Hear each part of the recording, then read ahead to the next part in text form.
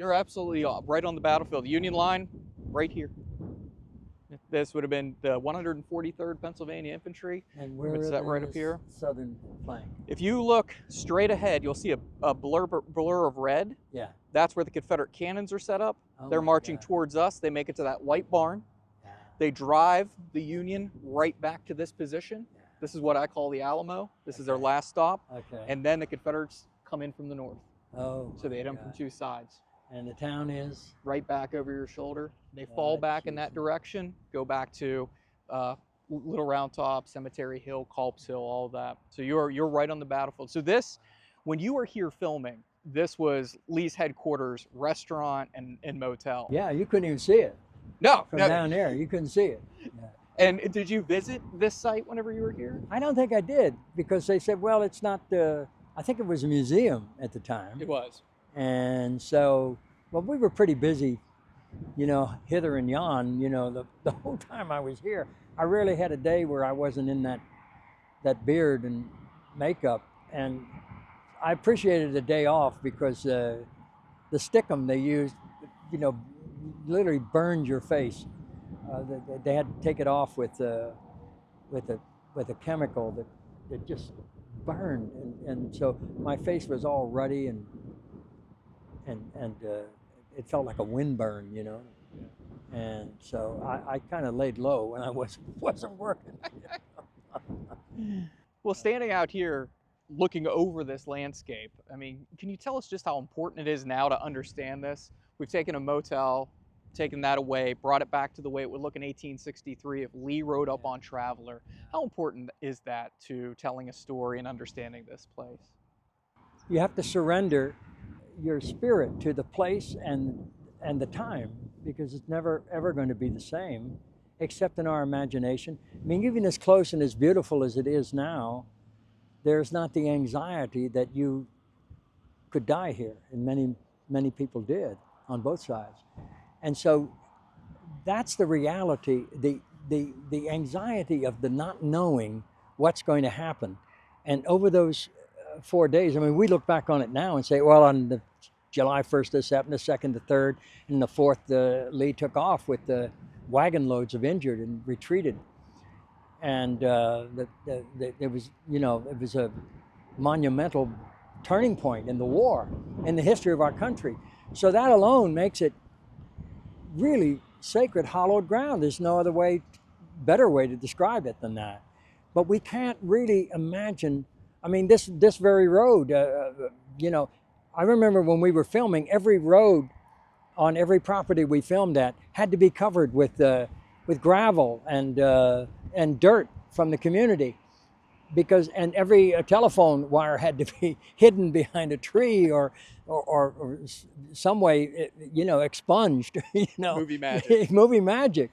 You know, I guess we got as close as we possibly could to the number of men and on both sides, dressed in the appropriate uniforms, with the knowledge of what happened, that they could recreate it, and the recreators were sensational, and every one of them were so totally committed from both sides. They knew each other, and they relived these experiences. Many of them took the names of people that fought here to themselves when they came here and reenacted Gettysburg. I understand that we were allowed on the field down near the major battle, that there hadn't been anybody with weapons on that ground since the day. They just outlawed anybody coming on those grounds with a weapon. And mind you, our weapons were, you know, ancient or replicas of ancients. But I think that what Ron Maxwell managed to do, and what all of the people involved managed to do, was to create as similar, as close as possible. And that's where the actors came in, and the creative people.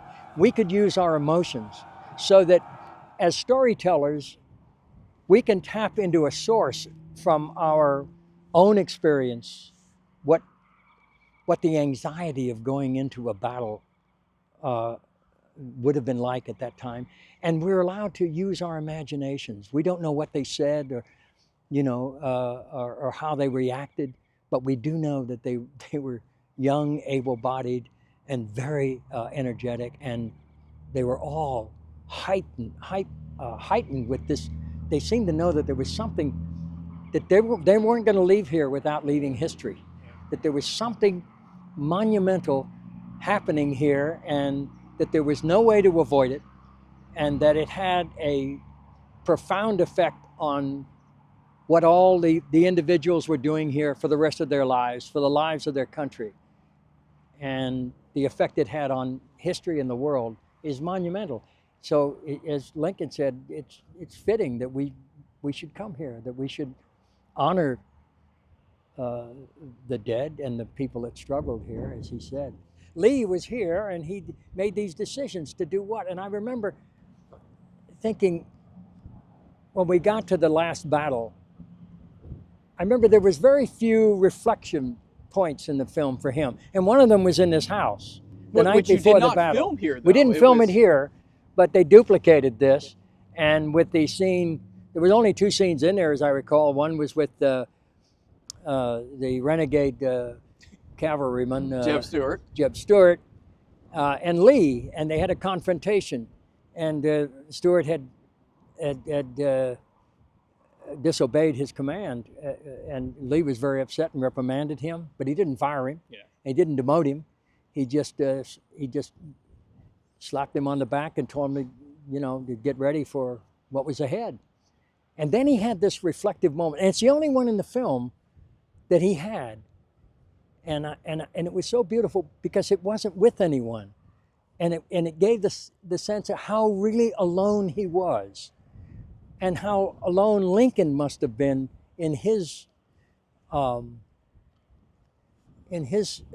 late nights, in the darkness of the night, the loneliness of what lies ahead. And Lee used that phrase, in the morning when it gets light, he knew what was coming, and he fell asleep in a rocking chair, but there was so little time for reflection, and he was a very reflective man, and he was very stoic. And I thought, remembering watching the battle, the last scene in the movie, and I thought, my God, what possessed him that gave him the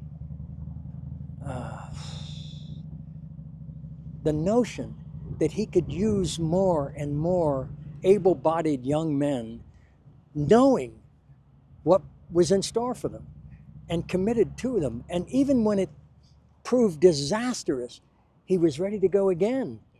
Where is your division? He asked George Pickett. And he said, I have no division, And it was like, it wasn't until that moment that Lee realized, even as stoic as he was, that he was responsible for what he was seeing. And yet he couldn't, how could anybody accept that without accepting the guilt of a mass murderer? And so the only way he could deal with it was to say that it was God's work. It was in God's hands, he said. And that's the same thing that every general was saying before, and since. It's in God's hands. You can't live with that. You can't, you live to fight another day. You're going to see the same thing, and it eventually could happen to you. No, and that the reason that's so important is because it teaches us that even the greatest warriors that we admire and try to emulate and so forth, we don't see that part of them, what they commanded and what that did, how that crushes their heart, their spirit, how they have to live with themselves. And we have to remember that today. It's going on all over the world, in Africa and India and Central, South America.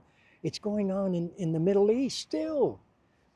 And this very field, speaking of the Middle East, Sadat and Begin were brought here by Jimmy Carter, trying to initiate a peace agreement between Israel and Egypt in 1977.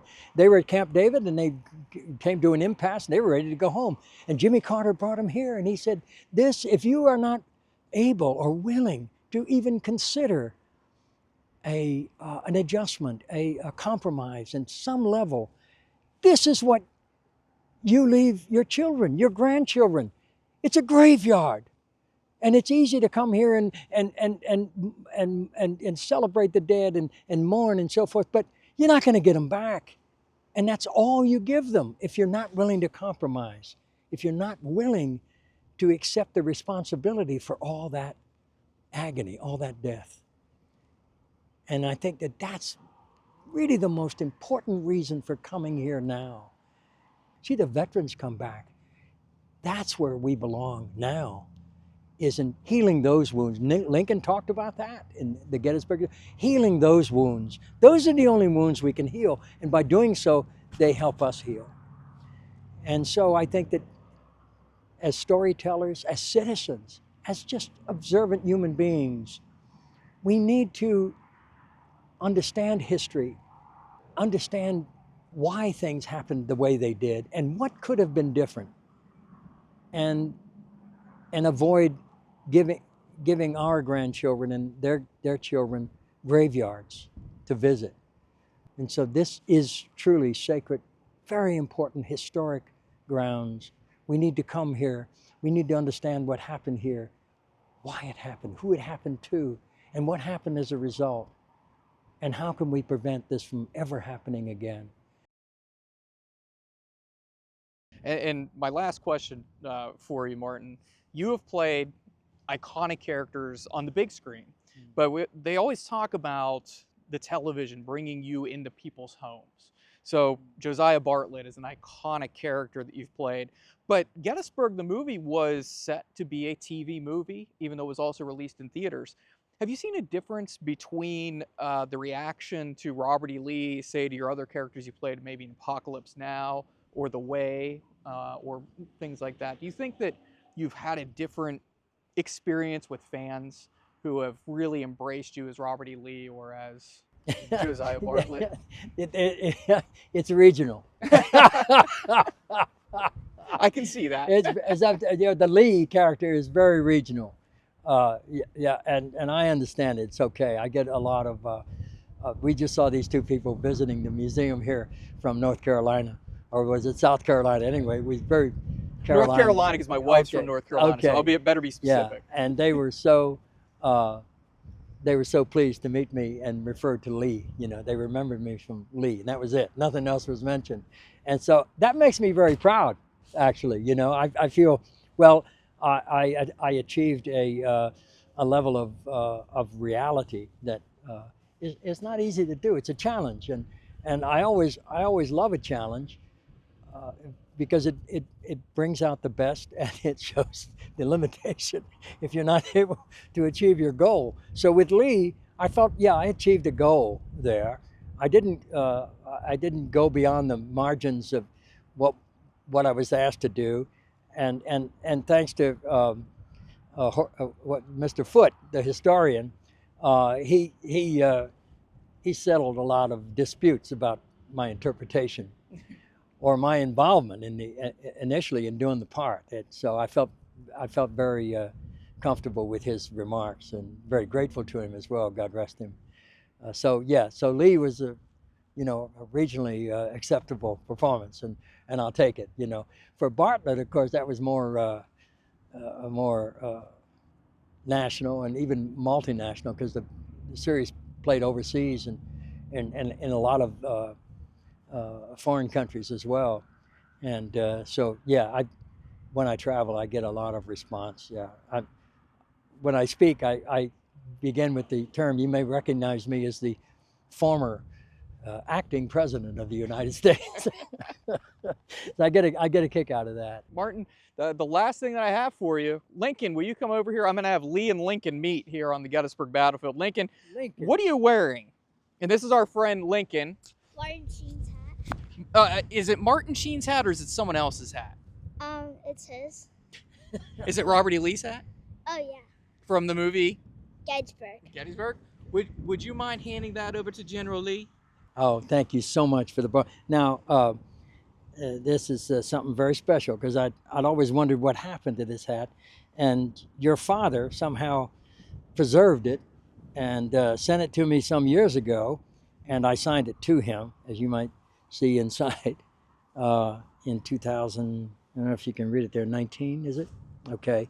My Lincoln's father, John Pinkington. And so this is really, I'm going to say it's the first time. I put it on just in the end of an interview a few minutes ago, but We'll I said, this is this the is, first time. well, this is the first time on camera. There you go. Am I in the right? Yes, you're So this is the right. first time that I have had this chapeau on my head since I took it off in 1992 after finishing my portrayal of Robert E. Lee. So here you go. And there, for posterity, I'll leave it at that. Very well.